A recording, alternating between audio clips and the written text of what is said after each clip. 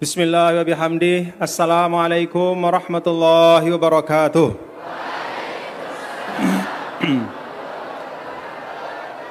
Assalamualaikum warahmatullahi wabarakatuh.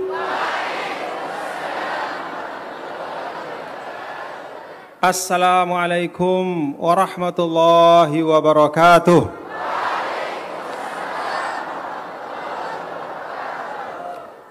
Alhamdulillah, alhamdulillahilladzi an'ama alaina bi ni'matil imani wal islam. Asyhadu an la ilaha illallah wahdahu la syarikalah wa asyhadu anna sayyidana Muhammadan abduhu wa rasuluhu la nabiyya ba'dah. Allahumma shalli ala hadzal nabiyil karim sayyidina wa maulana Muhammadin Sayyidil Anbiya'i wal Mursalin Syafi'ina yaumaddin Sayyidina Maulana Muhammad wa ala alihi wa sahbihi wa man tabi'a hudahu ila yaumiddin.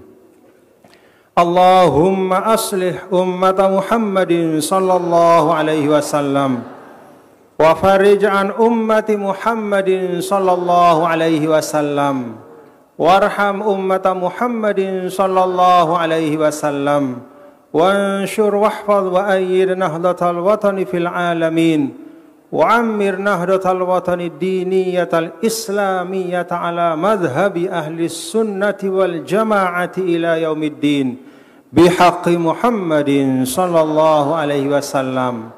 Amma ba'du. Hadratul Mukarram Amidu Ma'hadi Darul Quran wal Hadith Al-Majidiyyah Syafi'iyah, Tuan Guru Haji Muhammad Yusuf Ma'mun, kita doakan beliau disehatkan dan diafiatkan. Hudurul masyayikh, masyayikhul ma'had, akramakumullah wa hafizakumullah. Para masyayikhul ma'had yang hadir, yang membersamai kita juga pada pagi hari ini yang tidak dapat saya sebutkan satu persatu, semuanya kita doakan semoga Allah Ta'ala sehatkan, afiatkan, dan terus memberikan kekuatan kepada para masyayikh kita semua, dan juga para pimpinan-pimpinan dari lembaga pendidikan di pondok pesantren yang kita cintai, termasuk diantaranya para asatidz wa ustadzat. Semoga Allah Ta'ala sehatkan beliau-beliau semuanya. Yang saya hormati Ketua Yayasan Pendidikan Hamzan Wadi, Bapak Al-Ustadz Haji Muhammad Jamaluddin, yang tadi telah memberikan sambutan dan memotivasi kita semua, mendoakan kita semua, mengajak kita berdoa. Mudah-mudahan tahun yang akan datang ini lebih banyak berkah Allah Ta'ala terlimpah kepada kita semua. Bapak-bapak dan ibu-ibu, hadirin dan hadirat sekalian, para santri dan santriwati, tulab dan talibat, alhamdulillah wa syukrulillah, fi akhir as-sanah, di akhir tahun ini, alhamdulillah, kita bersama dikaruniakan oleh Allah Ta'ala menutup tahun 1443 Hijriah dengan sebaik-baik hari, Sayyidul Ayyam, Yaumul Jumu'ah. Alhamdulillah. Karena itu, kepada kita semua, para santri dan santriwati, tadi Haji Muhammad Jamaluddin sebagai ketua yayasan mengingatkan kita untuk muhasabah, untuk mengingat 1 tahun yang hari ini adalah hari terakhirnya, khususan tulabal ilm, para tulab dan talibat. Bagaimana kalian sudah menjalani 1 tahun ini? Dan bagian dari muhasabah itu adalah syukur kepada Allah. Alhamdulillah. Jadi syukur itu selalu masuk di dalam semua amal. Syukur itu kata ulama, istimewanya adalah dia satu amal sendiri, tapi dia selalu ada dalam semua amal yang lain.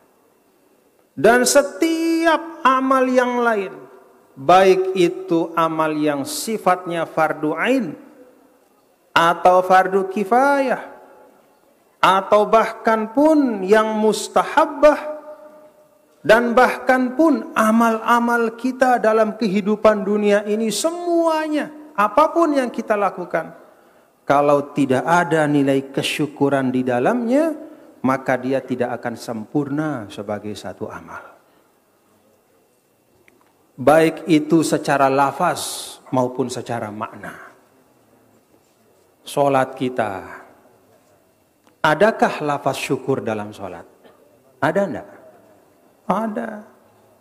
Dalam rukun salat yang utama yaitu membaca suratul Fatihah, itu ayat keduanya adalah Alhamdulillahirabbil.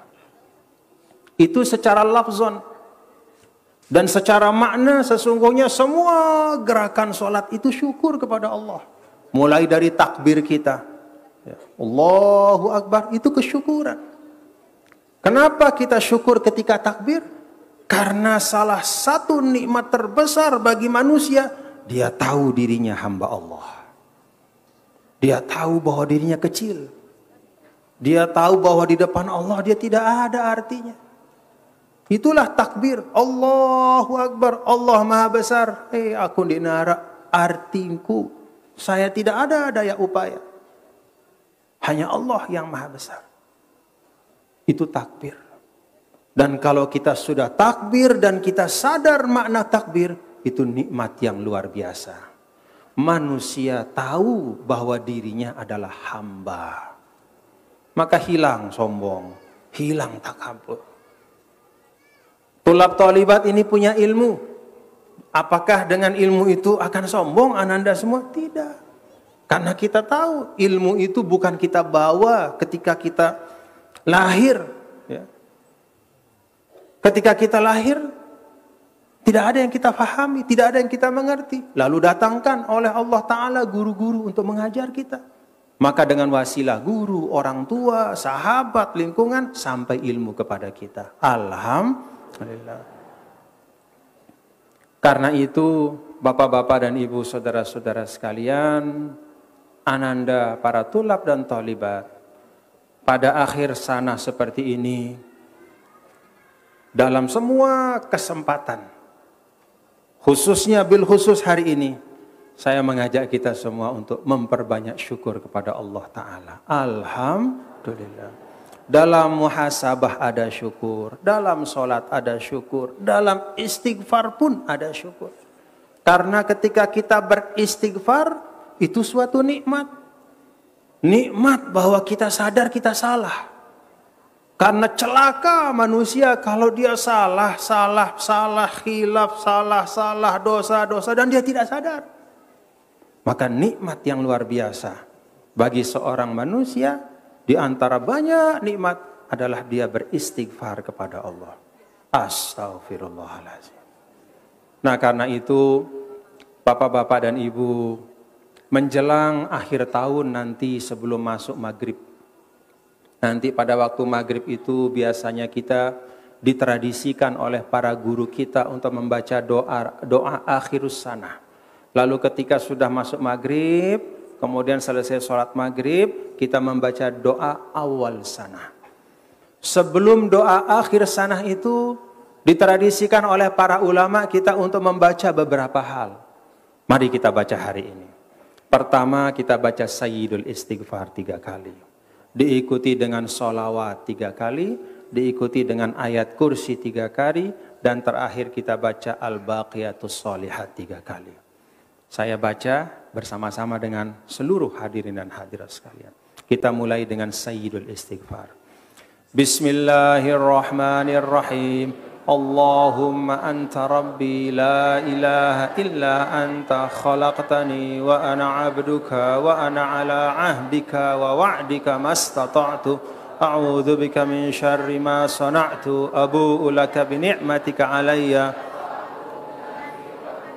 فإنه لا يغفر الذنوب إلا أنت اللهم أنت ربي لا إله إلا أنت خلقتني وأنا عبدك وأنا على عهدك ووعدك ما استطعت أعوذ بك من شر ما صنعت أبوء لك بنعمتك علي فاغفر لي فإنه لا يغفر الذنوب إلا أنت اللهم أنت ربي لا إله إلا أنت خلقتني وأنا عبدك ووعدك ما استطعت أعوذ بك من شر ما صنعت أبوء لك بنعمتك علي بذنبي فاغفر لي فإنه لا يغفر الذنوب إلا أنت اللهم صل على سيدنا محمد وعلى آل سيدنا محمد اللهم صل على سيدنا محمد وعلى آل سيدنا محمد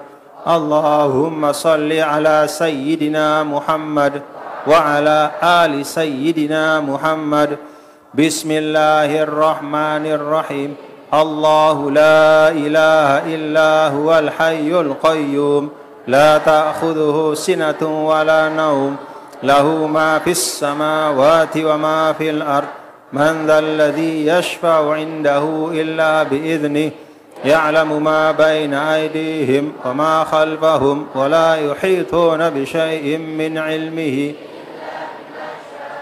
وسع كرسيه السماوات والأرض ولا يؤوده حفظهما وهو العلي العظيم بسم الله الرحمن الرحيم الله لا إله إلا هو الحي القيوم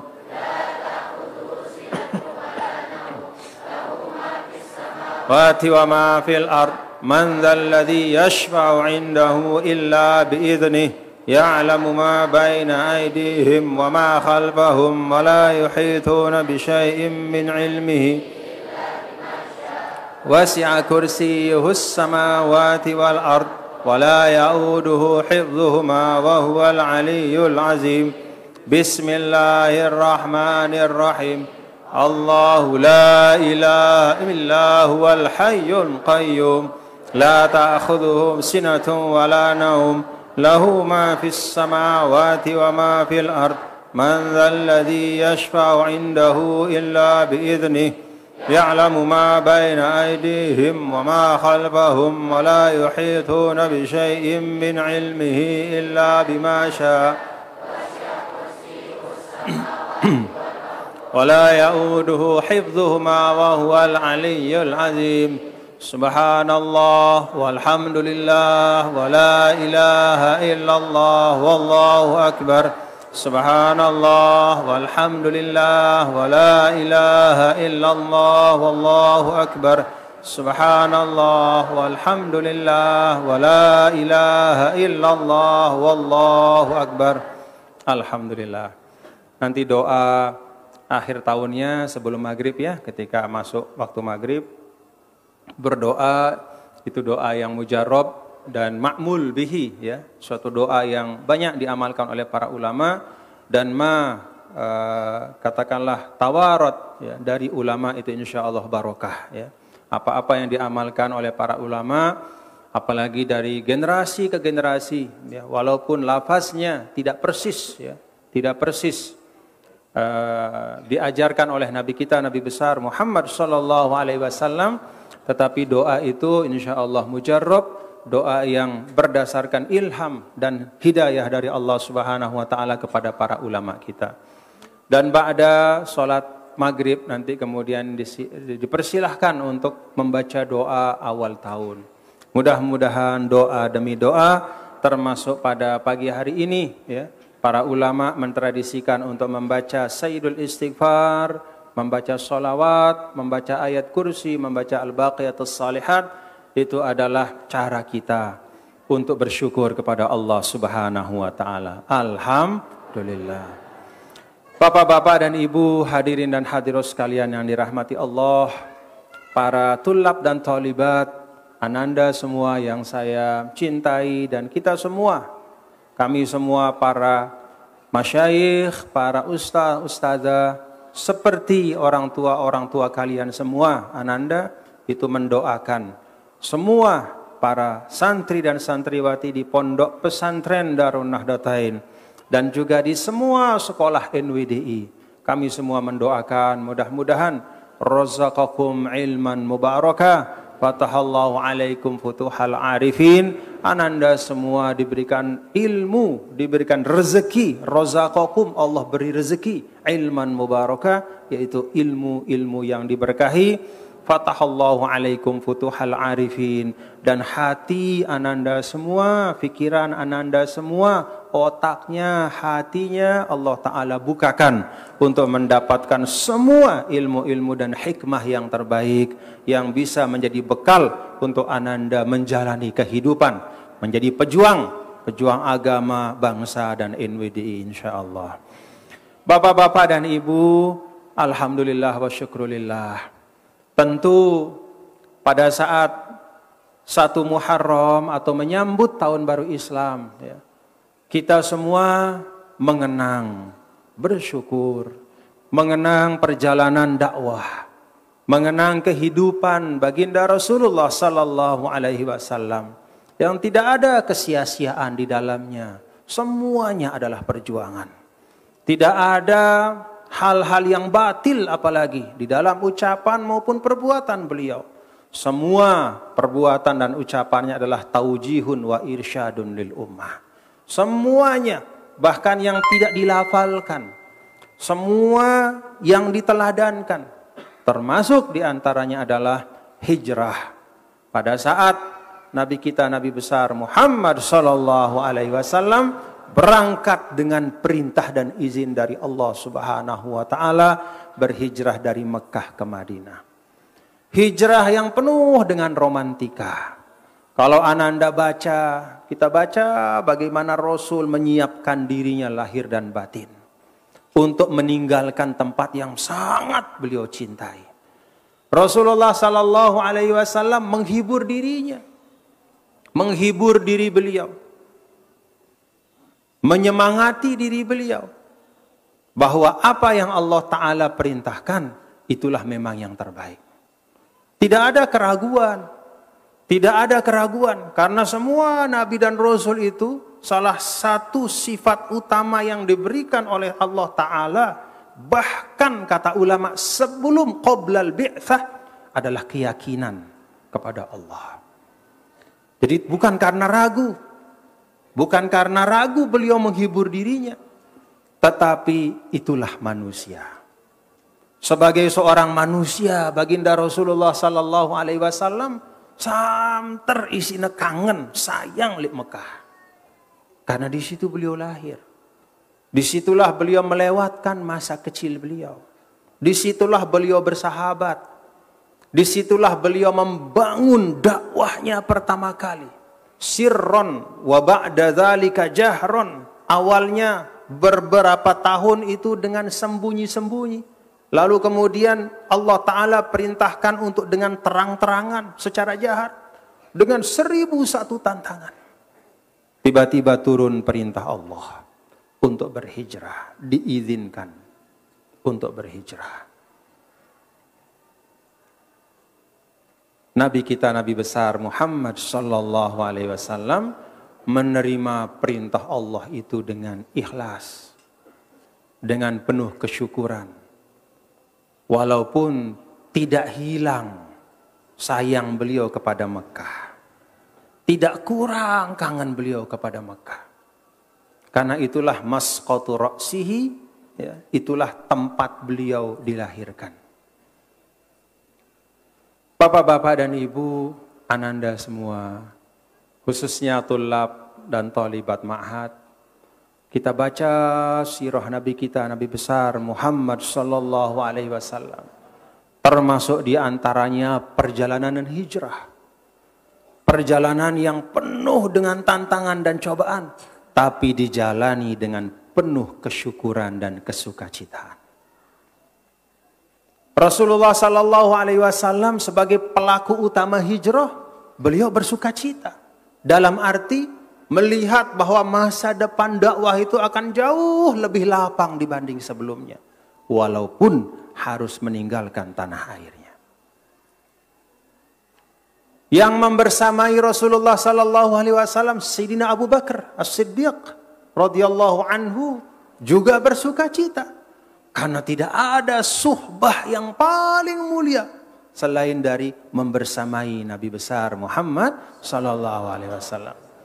Dari sekian banyak sahabat, Sayyidina Abu Bakar radhiyallahu anhu lah yang Allah perintahkan kepada baginda Rasul untuk menjadi teman beliau berhijrah dari Mekah ke Madinah. Karena itu kalau kita baca penjelasan dari para ulama menjelaskan mengapa para ulama Ahlus Sunnah wal Jamaah ijma' bahwa Sayyidina Abu Bakar As-Siddiq adalah afdalus sahabah, adalah sahabat yang paling utama dari semua sahabat-sahabat yang hebat. Salah satu istidlal, paling tidak istiqnas, yang diambil sebagai pelajaran dan bahkan juga sebagai dalil oleh sebagian ulama adalah karena Sayyidina Abu Bakarlah yang ditunjuk dan dipilih oleh Allah untuk menemani baginda Rasulullah sallallahu alaihi wasallam berhijrah. Jadi sukacita. Walaupun sukacita itu bukan berarti tidak ada kesedihan. Sukacita itu bukan berarti tidak ada kesusahan, tidak ada keresahan. Ketika berada dalam Gua Thur, Sayyidina Abu Bakar As-Siddiq sempat resah, bukan kepada dirinya, tapi kepada Sayyidina Rasul. Khawatir kalau orang Quraisy yang mengejar itu menengok, kemudian melihat ada jejak kaki di dalam Gua Thur, lalu dia tahu bahwa Sayyidina Rasul bersama Abu Bakar As-Siddiq itu ada di dalam. Sempat resah. Maka Rasul sallallahu alaihi wasallam yang menenangkan, la tahzan, innallaha ma'ana. La tahzan, innallaha ma'ana. Karena itu untuk ananda semua yang tengah menjalani satu perjuangan hari ini. Ini perjuangan menuntut ilmu itu adalah min afdolil jihad. Inilah jihad. Kan kata ulama itu al-jihad ala hasabil mujahid. Bahwa jihad itu adalah sesuai dengan keadaan masing-masing manusia. Kalau bagi penuntut ilmu, apa jihadnya? Jihadnya itu belajar. Jihad kalian itu belajar, bukan demo. Jihad kalian itu mutola'ah, memahami, berupaya mengerti, tafaquh fiddin. Itu sudah jihad yang paling besar untuk kalian. Sebagai talibul ilm. Kalau sebagai seorang yang katakanlah minal aghniya, dia diberikan rezeki yang lapang oleh Allah Subhanahu wa taala, selapang-lapangnya. Katakanlah dia sebagai pedagang yang sukses, maka jihad dia adalah al-jihad bil mal. Itu yang utama. Yaitu berjihad dengan hartanya. Dan demikian pula dengan keadaan kita masing-masing, bapak-bapak dan ibu. Termasuk ibu-ibu, inak-inak tiang yang ada di rumah sebagai jamaah.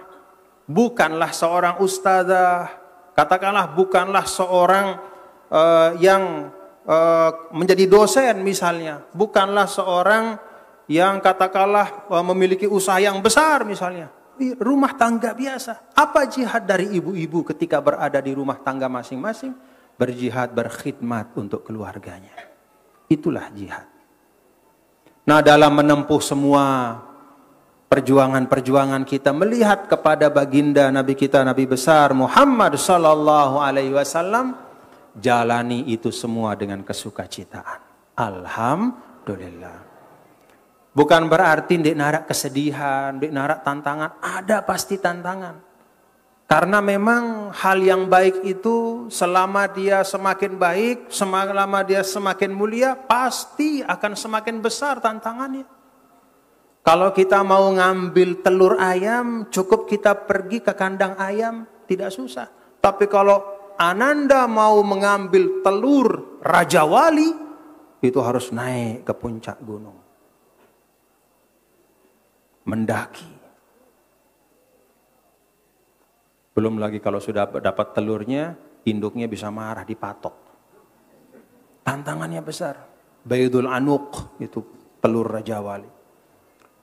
Jadi selama kita, Ananda semua meyakini, Ananda ini semua meyakini sekarang sebagai tulabul ilm sedang berjihad, maka jalani dengan kesukacitaan.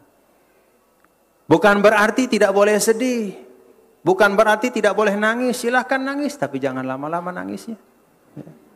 Bukan berarti tidak boleh kangen kepada orang tua, silahkan kangen, tapi bawa kangen itu dalam doa Ananda. Seperti Rasulullah SAW, seperti Sayyidina Abu Bakar. Bahwa kesedihan, keresahan, ya, bahkan kadang-kadang kesusahan, beban-beban yang berat, itu tidak menghalangi untuk terus berjalan dari Mekah Madinah. Dan kebahagiaan itu juga tampak pada yang menyambut, yang melakukannya, yaitu baginda Rasul, dengan kebahagiaan dan kesyukuran. Yang menemaninya Sayyidina Abu Bakar dengan kebahagiaan dan kesyukuran. Yang menyambut pun, yaitu Al-Ansar, orang-orang yang ada di Madinah, itu juga menyambut Nabi kita, Nabi besar Muhammad sallallahu alaihi wasallam dengan penuh kesyukuran.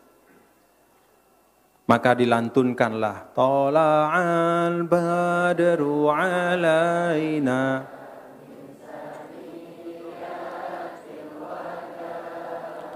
wajaba syukru alaina Mada'am lillahi da'. Masya Allah. Ayyuhal mab'uthu fina Jita bil amril muta' Jita syarraftal madinah Marhaban ya khairada'. Masya Allah. Itu kebahagiaan. Makanya Anda semua para tulab talibat kalau menyanyikan lagu itu jangan berjorak-jorak, renungkan maknanya. Al-Badru di situ bukan saya, bukan Anda, bukan kita, tidak. Al-Badru Rasulullah. Olah Al-Badru itu menghadirkan bagaimana Rasulullah sallallahu alaihi wasallam bagi kita tidak hanya manusia biasa. Kalau ada orang mengatakan, oh Rasulullah itu kan manusia biasa. Buktinya di dalam Al-Quran. Apa? Innama ana basyarum mithlukum. Sesungguhnya aku ini adalah seorang manusia seperti kalian. Maka jangan kita berlebih-lebihan. Jangan kita terlalu banyak-banyak memuji. Nanti kelewatan. Bagi kita umat Islam, Rasulullah SAW bukanlah manusia biasa. Bahkan di ayat itu pun. Innama ana basyarum mislukum, itu belum selesai. Yuha ilayya.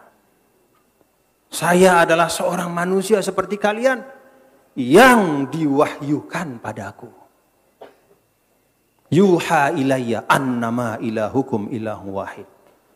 Siapa yang diwahyukan selain Rasul kan tidak ada. Artinya ayat ini menegaskan basyariyatul Rasul, iya betul, Nabi adalah manusia. Ada daging, ada tulang seperti kita, tapi dia dapat keistimewaan yang tidak ada seorang pun mendapatkan keistimewaan sampai akhir zaman. Yuha ilayya. Diwahyukan kepadanya, yaitu kitab yang merupakan kitab suci terakhir, kitab suci pamungkas, pedoman bagi manusia sampai akhir zaman. Nabi kita, Nabi besar Muhammad sallallahu alaihi wasallam. Ananda ketika menyanyikan Tola al-Badru di awal pengajian, di maulid, renungkan maknanya. Supaya kita tahu kadar dari Nabi kita.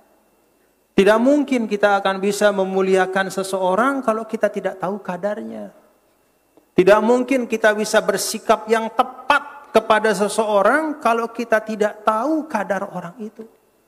Kalau kita jahil, maka dalam Al-Quran, la tarfa'u aswatakum fawqa sautin nabi. Ada orang-orang Badui yang karena kebaduian mereka datang dari padang pasir pergi ke Madinah, dia bawa adat Badui yang teriak-teriak kepada temannya satu sama lain.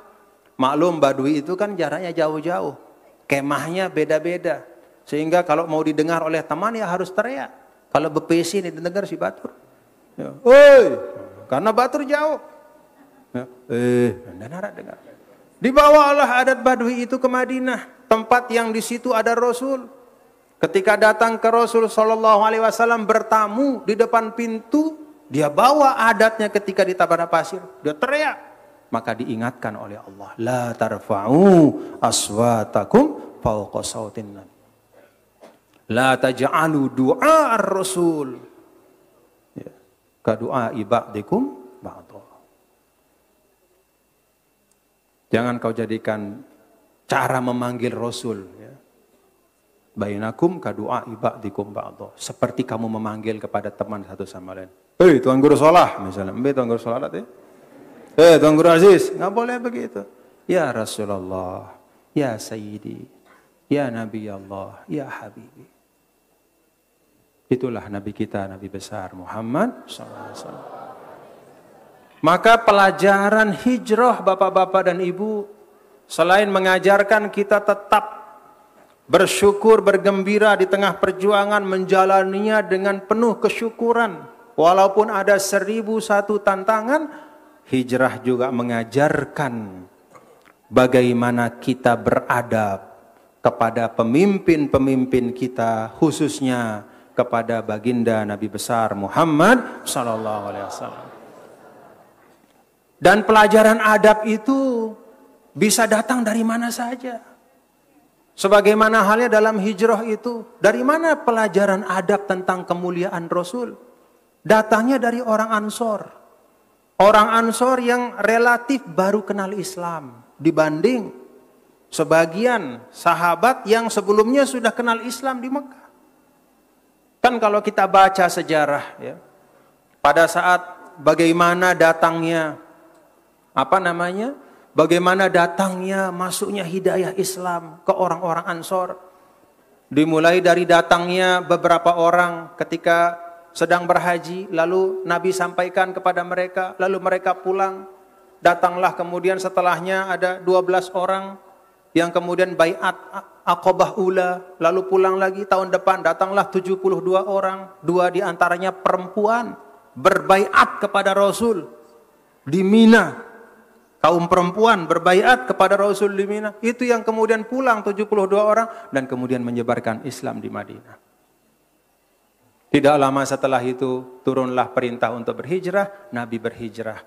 Orang-orang yang relatif baru mengerti tentang Islam, baru masuk Islam, yang ada di Madinah, justru mereka mampu menampakkan akhlak yang mulia. Justru mereka mampu menempatkan Rasulullah sallallahu alaihi wasallam dalam tempat yang pas untuk kemuliaan Nabi.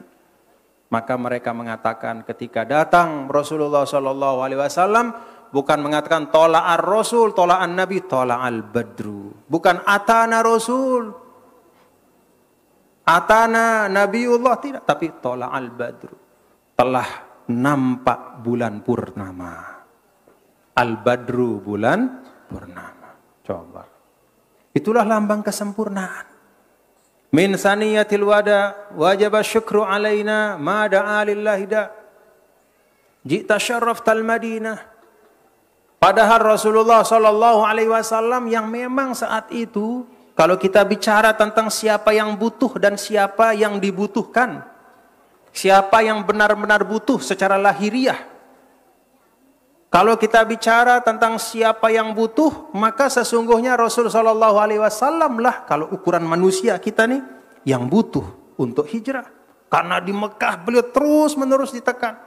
Beliau kemudian berhijrah. Tapi apa kata ahli Madinah? Apa kata orang Madinah ketika menyambut Rasul? Tidak mengatakan selamat datang Muhammad, selamat datang ya Rasul, tidak. Jita syarraftal Madinah. Engkau datang membawa kemuliaan untuk kami. Allahumma sholli wa sallim wa barik. Itu adab. Karena itu ananda semua, para tulab dan tolibat, belajar tentang adab dari siapapun. Dari siapapun. Selama ada contoh keteladanan yang baik, maka teladani kebaikan itu. Apalagi dari para masyayikh, apalagi dari guru-guru kalian. Dari siapapun, bahkan yang kita jumpai di pinggir jalan, tapi dia menunjukkan adab yang baik, maka kita bisa mengambil pelajaran dari situ. Sebagaimana dulu Ahlul Madinah itu menjadi uswah wa qudwah, menjadi contoh bagaimana bisa beradab kepada Nabi kita, Nabi besar Muhammad sallallahu alaihi wasallam dengan sebaik-baik adab. Bapak-bapak dan ibu, ananda semua yang dirahmati Allah Subhanahu wa taala. Setelah Nabi kita, Nabi besar Muhammad sallallahu alaihi wasallam tiba di Madinah, lalu berdakwah, hidup bersama dengan Ahlul Madinah. Terjadilah perubahan demi perubahan. Nabi sallallahu alaihi wasallam berubah pakaiannya. Dari semula di Mekah itu pakaian beliau adalah 2 helai, ya. Karena orang-orang Mekah itu memang tidak terlalu banyak pakaiannya yang macam-macam. Biasanya pakai 2 helai atas bawah. Pakaian sederhana. Bawah itu macam sarung, kemudian diselempangkan di atas. Begitu pindah ke Madinah, Nabi SAW yataqammas, mulai pakai gamis. Karena di Madinah itu banyak gamis. Kemudian setelah itu beberapa waktu kemudian ketika orang-orang Yaman mulai masuk Islam datang ke Madinah, Nabi SAW mengenal jubah. Nabi SAW menggunakan imamah, kadang-kadang pakai, kadang-kadang tidak. Kalau bahasa kita sekarang, Nabi SAW ya pakai penutup kepala, kadang-kadang juga tidak pakai penutup kepala. Dalam keadaan-keadaan tertentu. Nabi SAW ketika di Mekah, beliau makan, minum, ya, dari alat makan yang terbuat dari kayu, minal khasyab.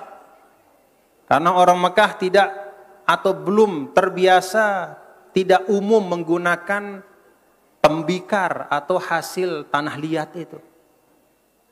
Keramik tidak ada.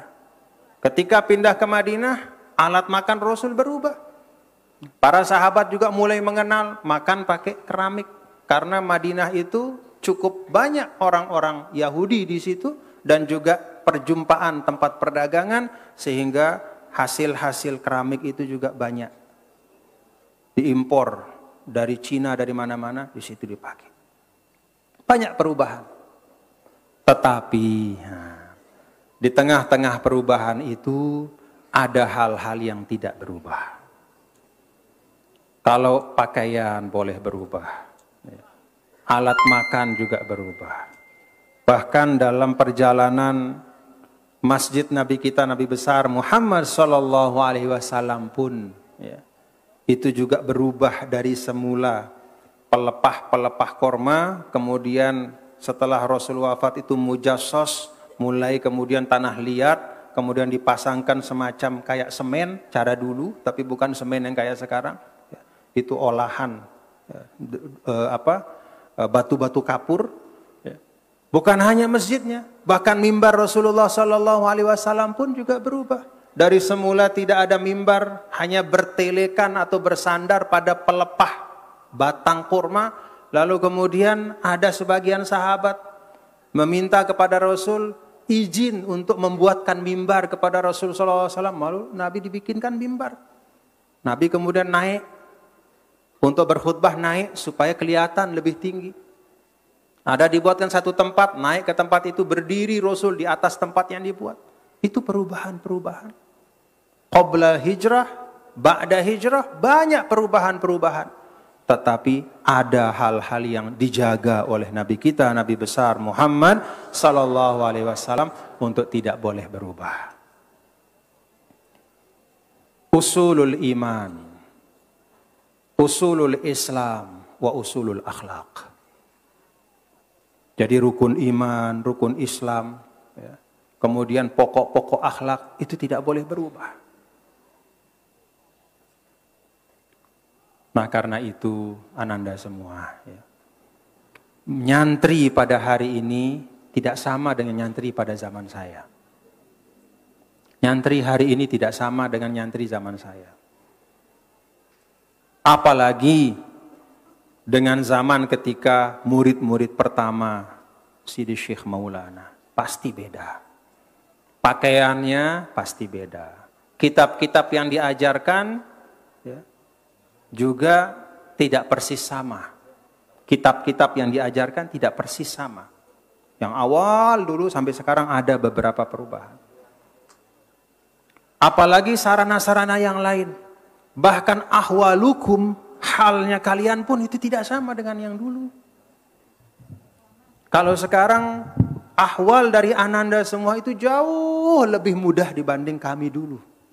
Pada saat saya nyantri di ma'had ataupun di mu'allimin. Bahkan pada saat saya nyantri di Mesir. Ya. Nih tuan guru ada tuan guru Zuhdi dan tuan guru Syekh Yusuf Ma'mun di Solatiyah nyantri. Beda kalian sama kami dulu.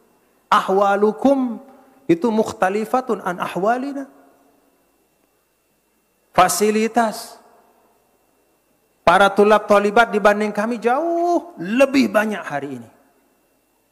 Kalau dulu kami di Kairo, ya, mau beli kitab misalnya mau beli kitab Al-Majmu' Syarh Al-Muhadzab misalnya, 30 jilid, Imam Nawawi 30 jilid, harus kita siapkan uang, kalau uang kita itu lebih dari 1 juta untuk kitab Majmu'. Belum lagi kitab-kitab yang lain. Artinya kalau kita mau mengisi satu maktabah dengan kitab-kitab untuk kita bisa belajar, itu kita butuh puluhan bahkan ratusan juta. Al-Mahfurlah juga seperti itu ketika di Solatiyah dulu. Beliau punya kitab-kitab yang sebagian terbakar ketika kebakaran di Bermi. Beliau bawa pakai peti-peti dari Mekah. Ketika beliau kembali dari Mekah, itu dibeli dengan harga yang mahal. Kasih uang sama Balok Abdul Majid, dikasih uang oleh Balok Hajjah Halimatus Sa'diyah untuk beliau. Mahal. Karena beli kitab itu sampai jatah makan kurang sedikit, tidak apa-apa. Untuk kita. Mahal harganya dulu. Tapi ananda sekarang tidak perlu keluar apa-apa. Cukup beli kuota saja. Iya. Berapa Telkomsel kuotanya itu? Yang 50 giga atau Excel. Kan murah. Ya. Murah. Jadi kuota misalnya sekian puluh giga harganya 50.000. Kalian sudah bisa baca kitab sekuat-kuat kalian mau baca. Buka di internet itu misalnya Maktabah Al-Mustafa Muhammad SAW yang di Kairo. Atau ada misalnya Al-Maktabah Asyamilah. Atau Al-Maktabah Al-Wafiyah, atau banyaklah, banyak betul. Itu semua Kutubul Fiqh Alal Madhahibil Arba'ah, semuanya ada di situ. Kutub Usulil Fiqh, semuanya ada di situ. Kutub Mustalahul Hadis, semuanya di situ. Kutub Tafsir, semuanya. Bahkan tafsir yang dulu pada masa saya di Kairo, Tafsirut Tahrir wa Tanwir, jarang kita dapat. Itu tafsir dikarang oleh Maulana Syekh Muhammad Tahir Ibnu Ashur, seorang ulama Tunis, ya, minal mujaddidin. Ulama yang luar biasa. Dulu kita hanya baca muqtatafat saja. Kita berangkat ke Maktabah Al-Azhar, kita baca satu nushoh rebutan dengan yang lain. Yang bacanya 100, nushohnya cuma 1. Rebutan kita. Muqtatafat, nukul. Tidak ada kita bisa lihat satu kitab utuh itu. Sekarang kalian cuma berbekal kuota saja. Mudah luar biasa.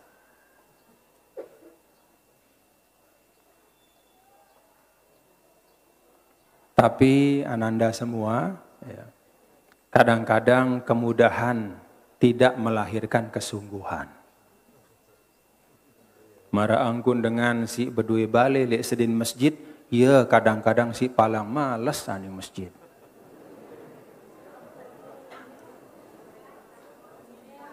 Batur si paling rapat le madrasah, kadang-kadang iya palang males ngaji le madrasah.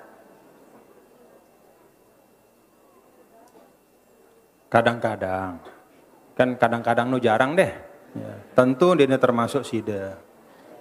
Ya. Nah, sekarang Ananda semua, ya Ananda semua yang ada dalam proses belajar menuntut ilmu, semua kemudahan-kemudahan itu rubah dia. Wujudkan dia menjadi satu kesungguhan, jalan untuk lebih lagi.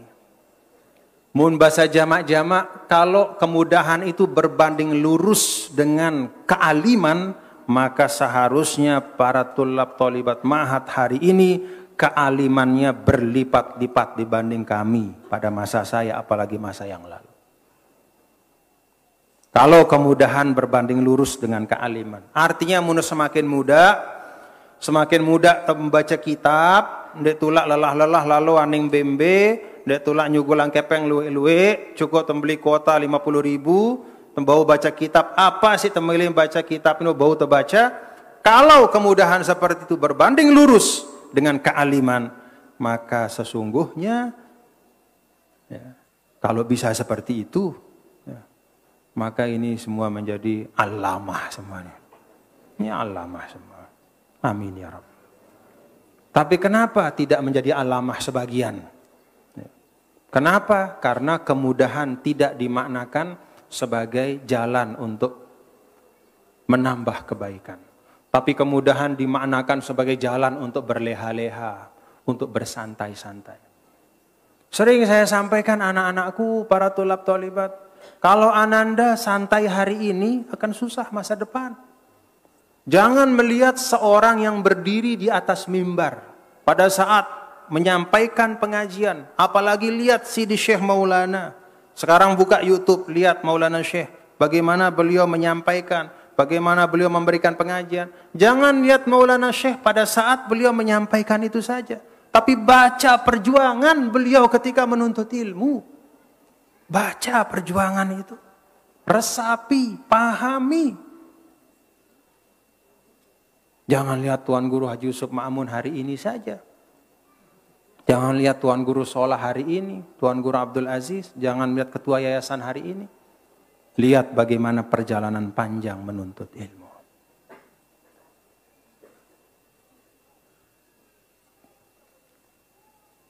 Nah, Ananda semua, ada yang tetap, ada yang berubah. Demikian pun dalam proses kita dalam kehidupan tahun 1443 masuk 1444. Pasti ada yang berubah. Tapi saya pesan kepada Ananda semua bahwa di tengah-tengah perubahan yang luar biasa itu, saya minta untuk kita tetap ada riwayat alaikum bil atiq. Pegang apa yang sudah menjadi warisan, yaitu nilai-nilai utama dalam kehidupan kita. Kalau nilai-nilai utama itu bapak-bapak dan ibu kita ambil dari pesan Nabi kita, Nabi besar Muhammad Sallallahu Alaihi Wasallam, maka di antaranya kita bisa lihat ya, di dalam hadis, misalnya apa? Hadis Jibril misalnya tentang iman, Islam, ihsan dan asyratus sa'ah. Di situ ada pesan dari Nabi kita, Nabi besar Muhammad SAW kepada kita semua. Mau tahun hijriyahnya berapapun, hal-hal ini harus tetap kita rawat. Harus jadi milik kita tetap. Jangan lepas dari kita. Dalam hadis Jibril, yang kalau kita baca dalam Sahih Bukhari, ya, kita baca dalam Sahih Muslim. Kalau dalam Sahih Muslim, hadis ini bahkan menjadi hadis pertama. Kalau Sahih Bukhari itu hadis pertamanya innamal a'malu binniyat. Kalau Sahih Muslim hadis pertamanya ini. Bainama nahnu julusun. Ketika kami sedang duduk, kata Sayyidina Umar ibn al-Khattab bersama dengan Rasulullah sallallahu alaihi wasallam, iztala'a alaina rajulun syadidu bayadi thiyab syadidu sawadi sya'r la yura alaihi atharus safar. Tiba-tiba datang seorang laki-laki, kata Sayyidina Umar. Ada laki-laki yang bajunya putih sekali. Padahal dia datang dari padang pasir. Kalau orang datang dari luar, itu padang pasir itu sering ada badai. Maka pasti bajunya akan kotor. Ini putih luar biasa. Demikian pula rambutnya itu syadidus sawadi sya'r. Rambutnya hitam sekali. Tidak ada melengket bekas-bekas debu padang pasir. La yura alaihi atharus safar. Diperkuat oleh Sayyidina Umar, tidak ada tanda dia baru bepergian orang ini. Lalu duduk depan Nabi, kemudian menanyakan 4 hal kepada Nabi kita, Nabi besar Muhammad sallallahu alaihi wasallam. Yang oleh Imam Muslim dalam kitab sahihnya ini dijadikan sebagai hadis pertama, mendahului ribuan hadis tentang Islam, tentang agama. Karena ini yang penting. Apa itu? Mal Islam, ditanya yang pertama. Muhammad, ya Muhammad, akhbirni mal Islam. Wahai Muhammad, tolong beritahu saya apa Islam. Lalu Nabi antashhada alla ilaha illallah wa anna Muhammadan Rasulullah. Kemudian apa? Yang kedua?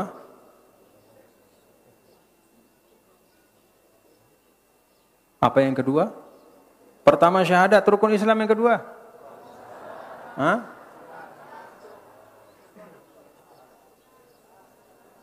Apa yang kedua? Apa yang ketiga? Zakat dulu. Ya. Wa tu'tiyaz zakat. Baru yang keempat, watasum Ramadan. Lalu yang kelima, menunaikan haji. Wa tahujjal baita. Ya.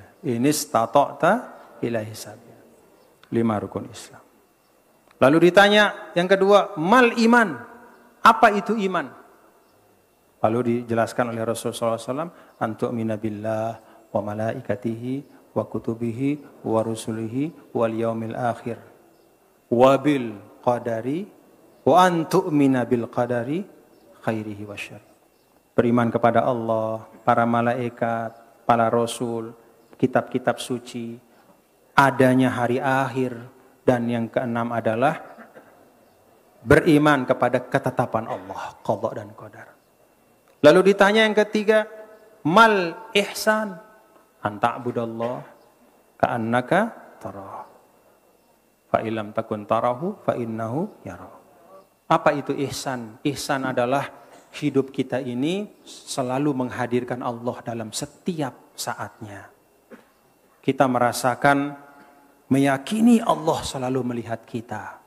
Karena itu para ulama mengatakan ta'buda di situ bukan berarti sekedar ibadah ritual seperti sholat, tapi ta'buda di situ adalah ubudiyah secara umum dalam kehidupan. Semua kegiatan kita.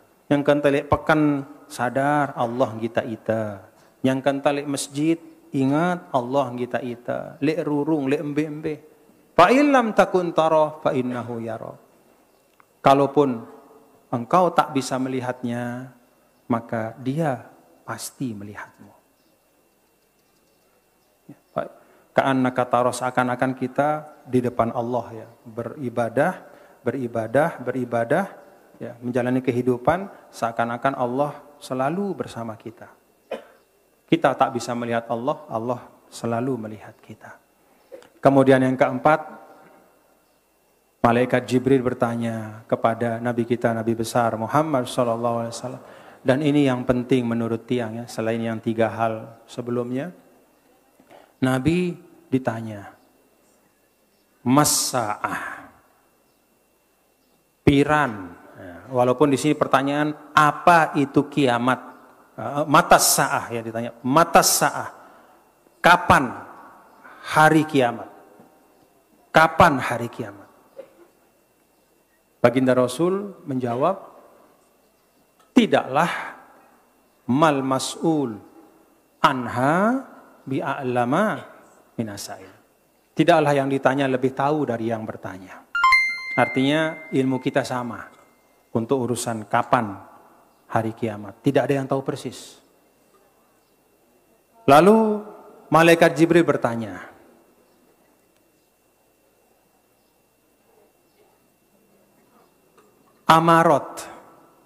Amarat itu tanda-tanda. Nabi kita kemudian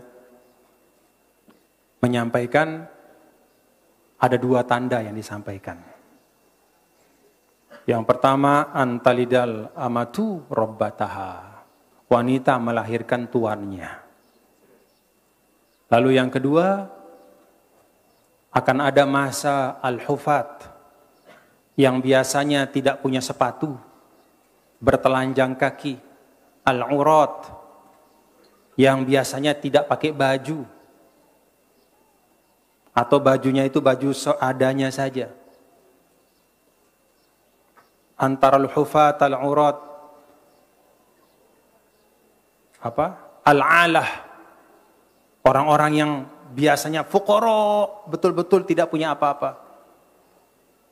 Ri'asya, yang biasanya hanya menggembala. Yatatawwaluna fil bunyan. Mereka kemudian membangun gedung-gedung tinggi.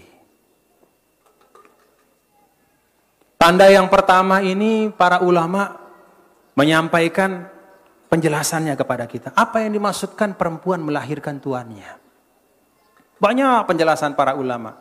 Salah satu di antaranya ungkapan Rasulullah sallallahu alaihi wasallam ini menunjukkan bahwa pada hari menjelang datangnya atau semakin dekat hari kiamat itu semakin banyak peperangan dan kehancuran. Kalau terjadi peperangan itu maka biasanya ada tawanan perang. Tawanan perang itu laki-laki ataupun perempuan. Kalau cara dulu tawanan perang yang perempuan itu kemudian menjadi milik dari yang mengalahkan. Jadi kalau ada perempuan dari kelompok yang dikalahkan itu dirampas. Kemudian dia jadi milik dari yang menang. Lalu boleh dipergauli. Kemudian kalau dia sudah lahir anaknya, maka anak itu menjadi tuan daripada perempuan itu. Zaman dulu. Tanda semakin dekatnya hari kiamat adalah semakin banyak peperangan-peperangan dan kehancuran-kehancuran. Yang kedua, kata ulama, arti dari perempuan melahirkan tuannya adalah yaksurul uquq. Banyak anak-anak yang durhaka pada orang tua. Yang namanya orang tua harusnya dia hormati. Jangan sampai berucap kasar, justru diumpat, dihujat, bahkan disakiti, dan tidak sedikit kita baca di mana-mana ada anak membunuh orang tuanya. Jadi hadis ini mengatakan perempuan melahirkan tuannya. Kapan itu? Yaitu ketika seakan-akan sang anak bersikap seperti tuan kepada ibunya. Dia hujat, dia umpat, dia sakiti. Na'udzubillah min. Ini pengingat kepada kita.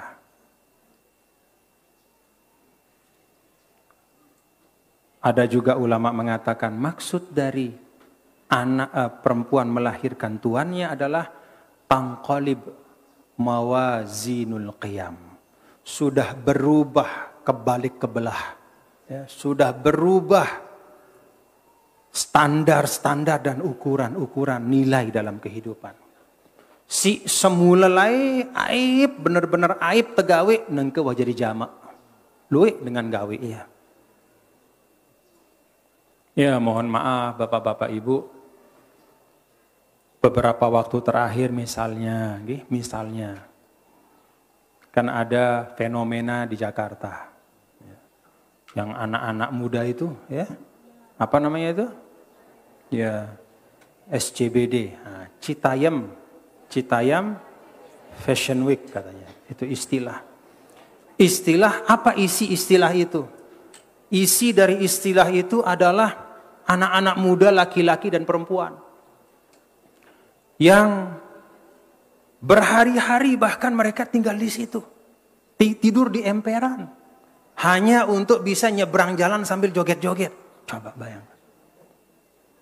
Hanya supaya dia bisa nyebrang jalan. Padahal we rurung limbemben deh. Coba renungkan gitu. Anak-anak dari mana-mana datang. Datang sana anak-anak yang mungkin tidak sepenuhnya salah mereka. Sang dengan to'anan di Nuhan didik ya. Karena orang tuanya tidak peduli kepada mereka. Karena orang tuanya tidak mendidik mereka, tidak mengingatkan mereka. Mana yang pantas untuk dibanggakan dan mana yang tidak pantas untuk menjadi kebanggaan. Dibiarkan saja. Pergi kita baca wawancaranya. Ditanya sudah berapa hari? 3 hari. Tidur di mana? Di emperan. Kenapa sini? Ya mau ikut ini. Dia pakai baju, terus dia lenggok-lenggok, dipoto sama temannya, masukkan medsos, jadi kebanggaan. Inna lillahi wa inna. Terbayang 10 tahun yang lalu kayak begitu? Ini tugas kita. Ini tugas kita.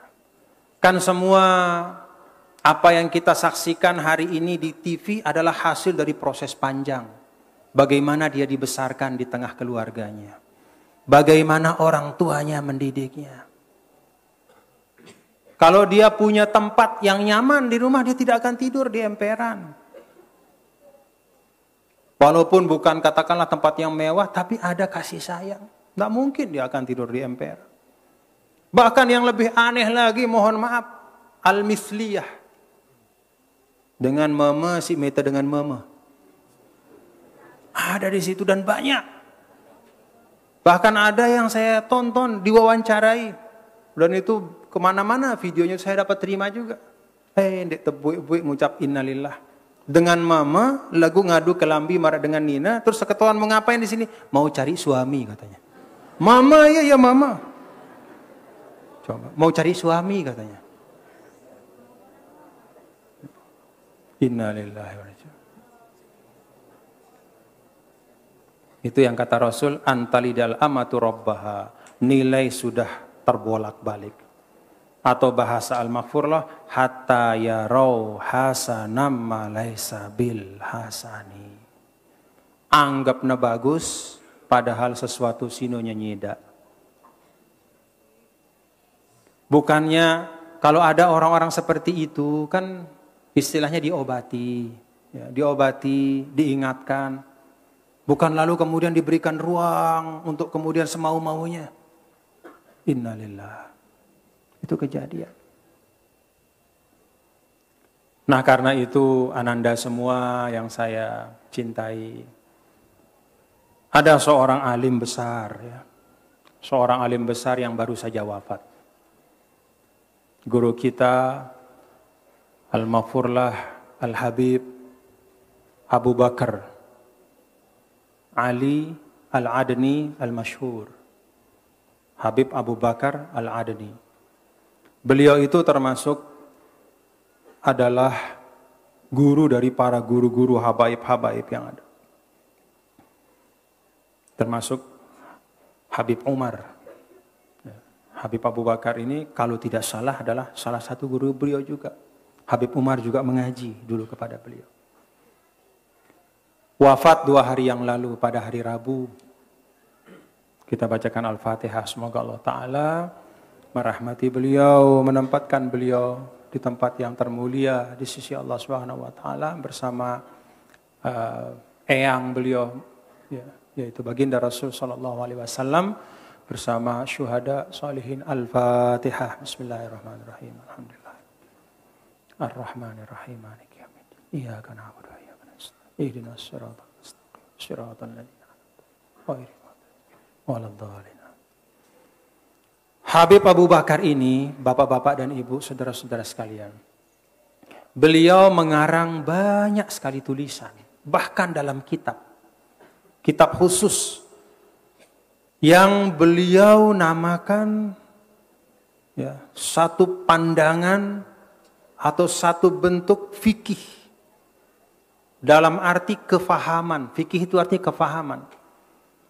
Beliau bahasakan atau namakan sebagai fiqhut tahawulat, yaitu bagaimana fikih atau memahami perubahan-perubahan besar yang terjadi di dunia ini. Baik yang waqa'a au sayaqa'u, yang sudah terjadi itu dimulai dari masa Nabi kita, Nabi besar Muhammad sallallahu alaihi wasallam. Kemudian terus meninggal baginda Rasul, wafat. Kemudian yang menimpa keturunan beliau Sayyidina Husain, Sayyidina Hasan, kemudian terjadi pada masa Umayyah, Abbasiyah, terus sampai kemudian hancurnya kekhalifahan di Baghdad oleh Mongol dan terus sampai hari ini. Itu waqa'ah, hal-hal yang sudah terjadi. Au sayakhau, ataupun yang akan terjadi. Beliau mengambil dari hadis yang tadi kita baca atau kita sebutkan bersama, yaitu hadis Jibril. Beliau mengatakan bahwa fiqhus sa'ah atau fiqhut tahawulat itu termasuk bagian tak terpisahkan dari agama. Jadi kalau kita lihat dalam hadis ini, bukan hanya 3 yang disebutkan oleh Rasul, tapi ada 4. Iman, Islam, ihsan, dan asyratus sa'ah. Ini semuanya adalah bagian tidak terpisahkan dari paham atau pemahaman keagamaan kita. Agama kita. Setelah 4 hal ini dijelaskan oleh Rasul, apa kata Nabi kepada Sayyidina Umar dan yang hadir di sana? Hadza Jibril atakum yu'allimukum dinakum. Ini Jibril tadi itu. Beliau datang untuk mengajarkan kalian agama kalian. Jadi kata din di situ disebutkan oleh Rasul setelah beliau menyebutkan 4 hal tadi. Dengan kata lain, memahami asyratus sa'ah itu bagian dari din. Perubahan-perubahan yang terjadi. Termasuk yang saya sampaikan tadi yang kalian baca di media sosial. Kalau kalian membaca hal-hal seperti itu, jangan membacanya hanya sebagai kesukaan membaca saja, tapi coba dalami. Kenapa kok yang dulu hal-hal yang mungkar itu, hal-hal yang dulu menjadi aib, suatu yang kemudian berusaha untuk diselesaikan, tidak disebar-sebarkan karena itu sesuatu yang tidak baik, kok sekarang menjadi sesuatu yang bahkan dikampanyekan? Kalian harus pahami, pahami itu. Karena itu tugas kalian ke depan. Tugas kalian ke depan tidak hanya mengiqra ja'a Zaidun, Ndek neno, doroba Zaidun Amron. Ya, tidak hanya sekedar telah memukul si Zaid Amr. Doroba fi'lu madi, Amrun fa'il, Amron maf'ul bihi. Tidak hanya itu. Nanti pekerjaan anak-anakku bukan mengi'rab kitab-kitab, tidak. Tapi bagaimana mengi'rab kenyataan. Apa arti mengi'rab kenyataan? Menempatkan semua apa-apa yang terjadi itu pada tempatnya. Kalau ada sesuatu yang tidak baik, tempatkanlah dia pada tempatnya. Artinya, mari sama-sama kita tangani itu. Jangan yang tidak baik itu dibiarkan, dianggap kebiasaan. Ini anak-anakku saya pesan betul. Ya. Ingat yang disampaikan oleh baginda Nabi kita, Nabi besar Muhammad sallallahu alaihi wasallam. Asyratus sa'ah itu bagian dari din. Perubahan-perubahan, memahami perubahan-perubahan itu. Itu yang sering disampaikan oleh Habib Abu Bakar. Fiqhut tahawulat, pahami betul. Supaya kita tidak salah bersikap. Supaya kita tidak tiba-tiba bangun pagi, ternyata dunia kita sudah berubah dalam bentuk yang tidak pernah kita bayangkan. Ini anak-anakku, para santri-santriwati. Di sini walaupun tempatnya pancor, jauh misalnya katakanlah dari ibu kota, dari mana, tapi apa yang terjadi di mana-mana, anakku juga bisa lihat di sini. Maka isilah diskusi-diskusi kalian para tulab ma'had, talibat ma'had, termasuk juga santri-santriwati untuk memahami apa yang terjadi itu. Lalu lihat apa pandangan Islam, apa tuntunan agama, bagaimana pesan Al-Maghfurullah Maulana, bagaimana kita menangani itu semua.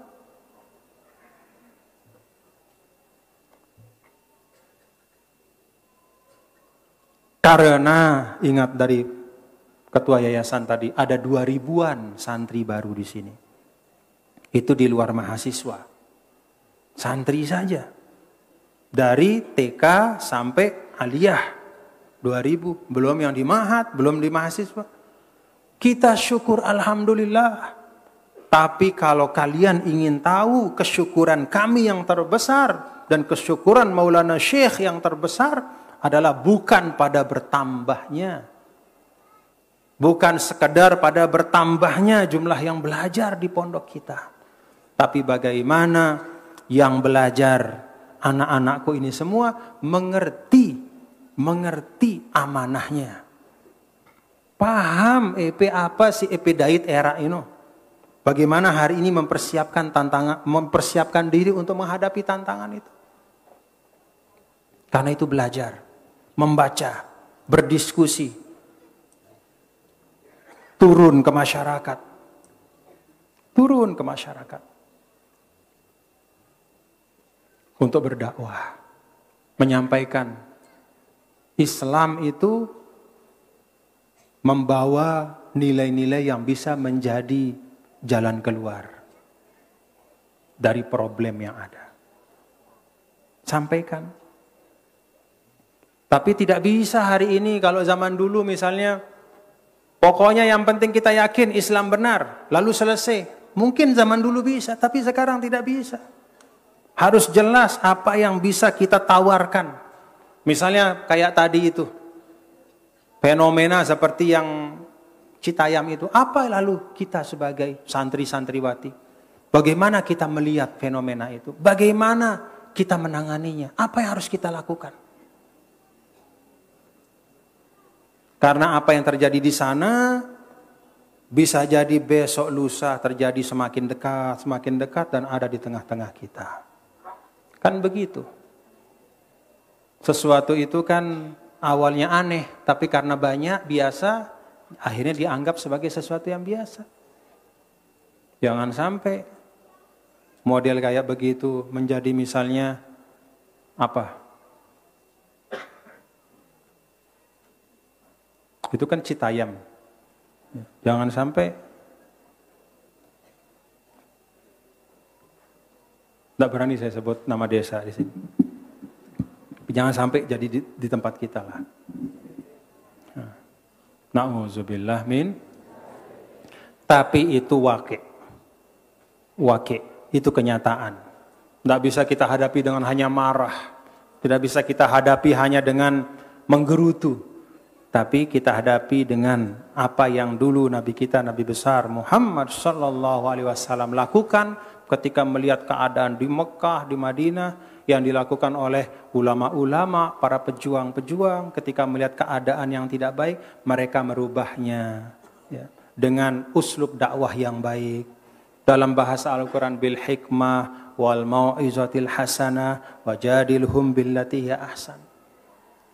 Lalu kemudian mengamalkan qu anfusakum wa ahlikum naro. Semua nilai yang ada di ruang publik, yang ada di tengah jalan itu lahir dari bagaimana pendidikan di dalam keluarga. Maka tiang tunas kepada sida selapu nggih.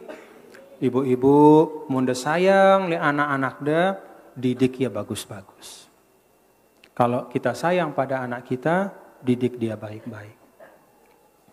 Inilah yang dapat saya sampaikan kepada diri saya dan kepada kita semua. Kita syukur, alhamdulillah. Pahit manis itulah perjuangan, termasuk menuntut ilmu.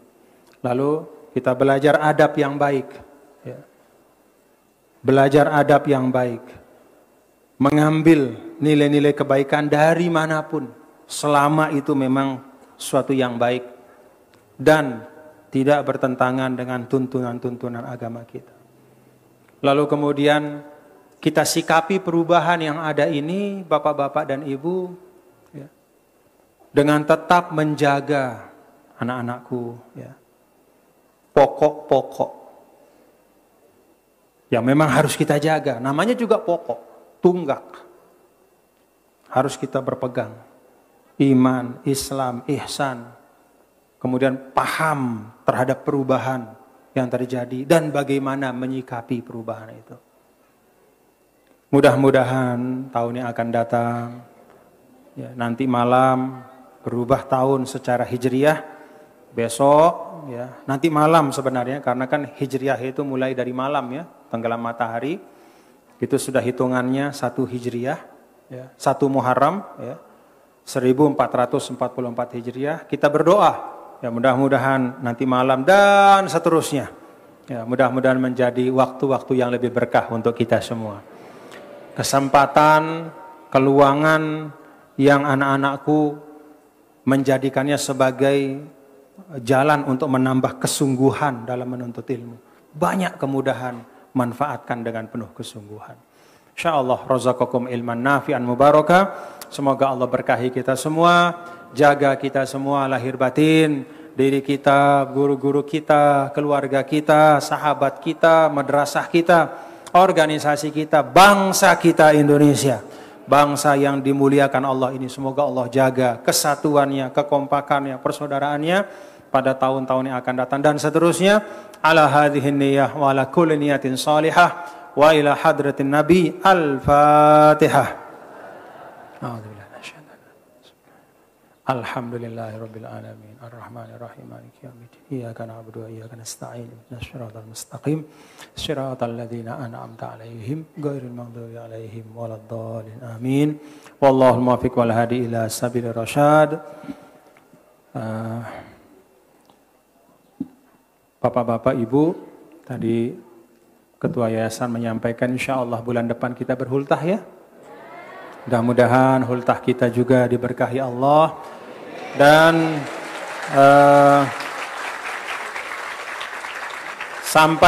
sampai hari itu ya kita tetap jaga, ikuti pedoman-pedoman kesehatan dan semua ya, supaya nanti pada waktu hultah kita bisa melaksanakannya dalam keadaan lebih lapang ya, tidak dalam suasana yang terbatas. Demikian, mohon maaf apabila ada kekhilafannya. Wallahul muwaffiq wal hadi ila sabilir rasyad. Tsumma assalamu alaikum warahmatullahi wabarakatuh.